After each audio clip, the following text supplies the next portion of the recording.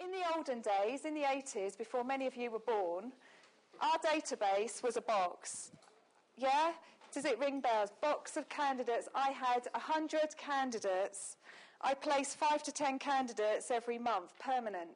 I was pretty good at what I did, luckily. And I'd replenish that 5 to 10 as I placed the others. Your database now is probably thousands and thousands, but you still probably place 5 to 10 or the equivalent in your sector. And today's market is about managing all that information, and it's about how do you make more placements when you've got all this stuff coming in? Well, the trick is to get the basics right.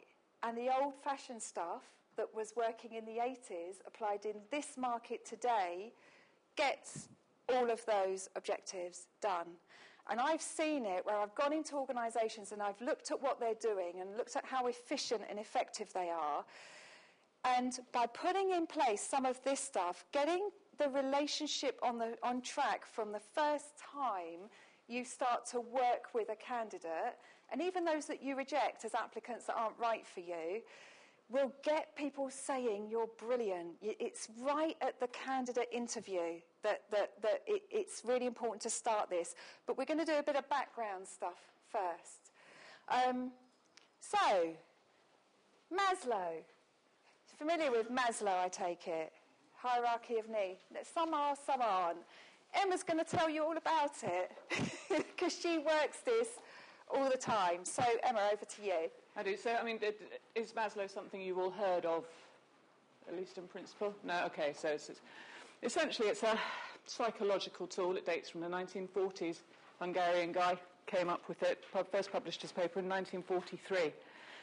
And subsequently it has been open to quite a lot of criticism. However, I have to say, in my experience, as a little kind of template to use, actually, in any kind of buying psychology, sales psychology, candidate management psychology, it's really, really useful. It has applications across business. It's been used in marketing for decades on the principle that understanding your consumer needs means you're going to bring a product to market that they're actually going to buy. Recruiters have used it, and it's a very valuable management tool. How often have you been managed in such a way that your manager's saying one thing, and they're just not hearing what's going inside here? It's like offering somebody a pay rise when they're being bullied. It's simply not going to provide the solution. So it's placed in a triangle largely to represent the fact that this level is the broadest, most fundamental set of needs, I'm going to come this side, that any individual is likely to have. And they are as basic as food, water, heat, a roof over your head, the kind of things that you need to survive. So cavemen will have all established in here. So it's a fairly basic need. When it's met, you then move up to safety, and you want to protect yourself. I'll move on in a minute, but this is quite a dynamic model. You don't achieve a certain place and then stay there.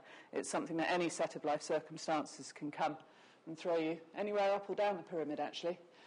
But safety needs are very compelling if you look at what happened, for instance, on a Costa Concordia. People who historically had behaved like decent human beings, when it came to actually protecting themselves and their own family, were kicking kids out the way to get down a rope ladder. Social needs, then we have belonging, love, wanting to be part of something. If you apply this to a business context, you've gone through the stage where you're just earning a salary, probably when you're a student and you're working in a pub and you want to earn money to eat food. You then get to a situation where you actually get a proper job, but you might not like it very much. You're just overwhelmed by the fact that somebody's willing to pay you to turn up. You then think, oh, it's all right, I can do this, I'm feeling okay. Move into social. You look around, you think, I don't like these people, they're not treating me right, don't like the moral code, I could do this quicker. Any number of different elements. Get that cracked, you then start to move into self-esteem. And this is quite an interesting point. Very often this is the move into management for professionals, where you're starting to believe that you have a certain level of competence. You want that to be acknowledged. You want it to be respected. You want your employers to be coming back to you and telling you that they appreciate what you're doing, and as a result they give you increased responsibility, very often man-management responsibility. And then self-fulfillment, which is also called self-actualization, is a really interesting point, because this is when sort of human beings move from the psychology of doing into the psychology of being. And it's this opportunity to be what you must be. The quote is, "What a man is, he must be." And it deserves some thought, because this isn't about making your millions and then buying a yacht and selling around the world, although in many people that's how it manifests itself. It could be about having a child and deciding that you want to be the best parent ever. And interestingly enough, in a professional context, if that happens, but you're in a job where you're working 120 hours a week because you were driven by self-esteem and meta-motivation, the need to continually better yourself, you might get here, suddenly have a child and think, I don't want to do that anymore. I just want to work 40 hours a week, want to be part-time, I want to be at home. I've got a great friend who's a paediatric anaesthetist. Spent years and years and years getting to the top of his tree. As soon as he had a child, started to work part-time. Bosses were absolutely appalled. But for him, it's fulfilling. But it can change. So again, if we look at it in the professional context, you can be sitting here at the top of your tree, really quite happy. Your company goes into administration. You are right back here, and you're starting to look for job security. It takes heartbeat to happen. You can hear a bit of gossip by the water cooler, and you're right back here. So the key with your candidates is to work out where they are, because essentially, whilst it's not their only motivation, we're all prey to all sorts of different levels of motivation, different reasons of motivation. The reason that it's key within recruitment is it means you're going to have the right conversation with them. There is simply no point telling somebody who wants to be at home in the evenings that this is the sexiest job, at the top of the tree, it's going to be really high profile. There's no point telling somebody who's really just interested in providing for their family because they've been in and out of work for the last 6 months that, hey, you know, it's a bit of a risk, but you may as well go for it. You can get people to take salary drops. You can get them to leave businesses that they've been in a very, very long time if you understand the psychology of where they're sitting. And it's quite easy to do. I run talent management programs, and one of the things we do, there are key intervals in people's lives where we have to talk to them. And that's after Christmas, after New Year, after a family holiday, after their businesses have been acquired. Any significant life event is a time where you need to be talking, certainly to the high-gain candidates, just to see where it's taken them. And if you do that and you allow them the opportunity to talk freely, because it's okay to be anywhere here. You know, on a daily basis, you can run through all 5 levels. Knowing what they're saying, which may be different to the words that are coming out of their mouths, can sit in here. Do you Google it? There's a load of stuff online. Any questions about that? Yeah, I've got a question. It's easy to let's say, understand if someone's at safety needs and maybe self-fulfillment, but social needs and esteem needs, how do you qualify if someone's actually at that stage of social? Yeah. That's where culture fit's starting to get really, really important. So if you're interviewing, so you know the common question is, why are you here? Why are we talking to you? So I think a number of people have mentioned gaining candidate commitment and stopping candidates wasting time. Why are we talking now is probably the most important question you can ask them, because in that they're going to tell you where they are. And it can be, I mean, I don't know if anybody ever interviewed somebody who's given a reason as to why they're sitting there, but you know it's patently untrue. And in some cases it could be because they're tire kicking, but in other cases it's because they're ashamed of why they're talking to you. And those cases are very often where you have really high-performing people working in corporate cultures that simply don't suit them.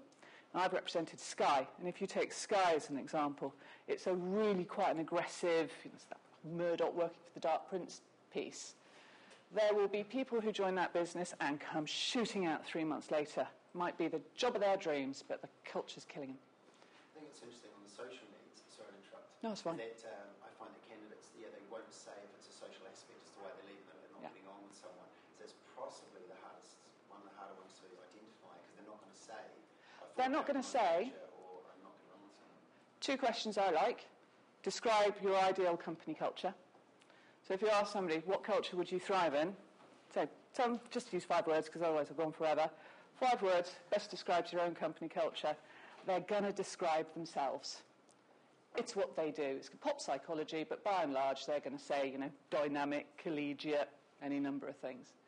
The other thing, and I know it's a bit trite, but you've got to read their faces when you ask the question, so don't be looking at the pad. It's what would your colleagues say about you? And it's that.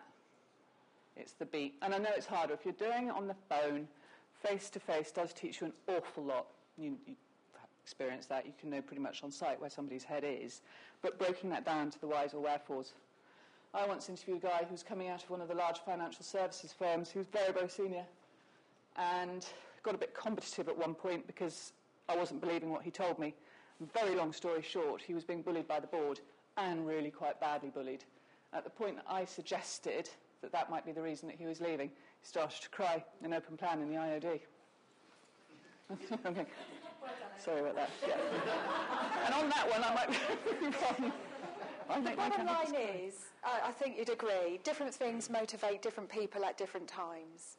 And it's our job to understand what motivates them because we get under their skin. And we'll cover some technique shortly. But we need to understand where they are on this. We need to understand that they are not motivated by things just because we are. One of the worst mistakes I ever made, my first year in recruitment, I lost a placement. I will never forgive myself. I'm quite bitter about this because this candidate took £5,000 less in the 80s. And I have done recruitment more recently, by the way. But in the 80s, my first ever year, never forget it, £5,000 less than she told me was her minimum salary.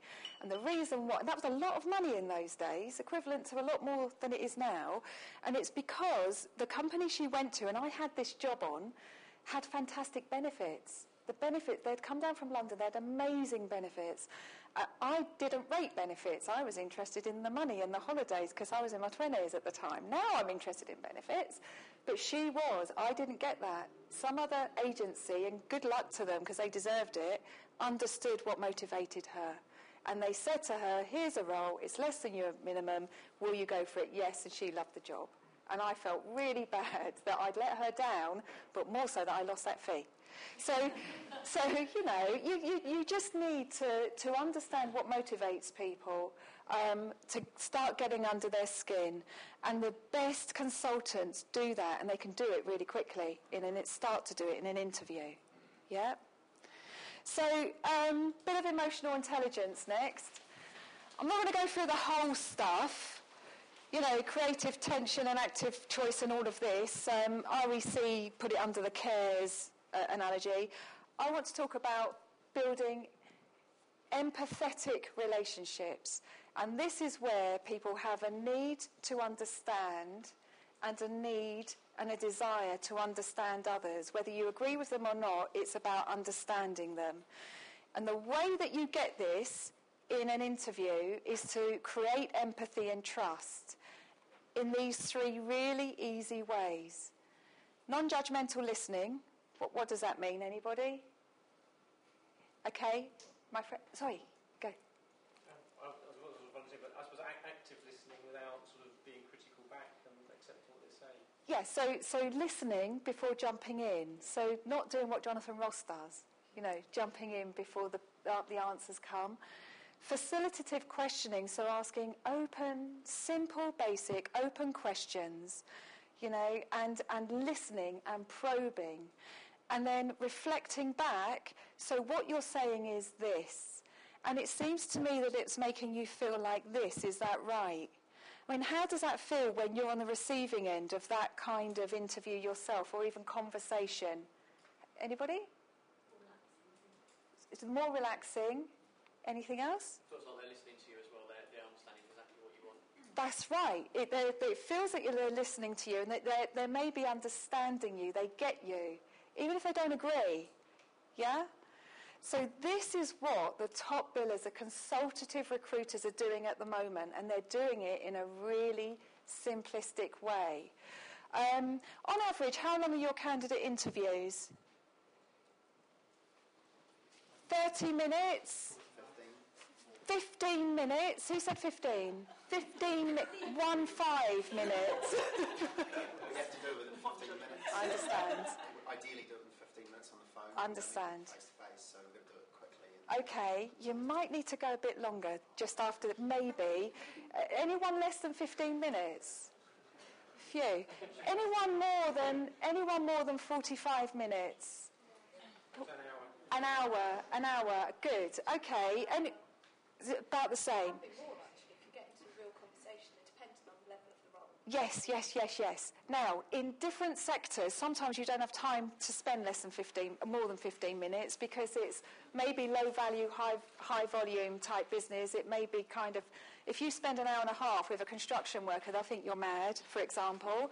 Whereas if you're dealing with mid-management professionals, if you don't spend about an hour with them, they'll think you're not interested in them.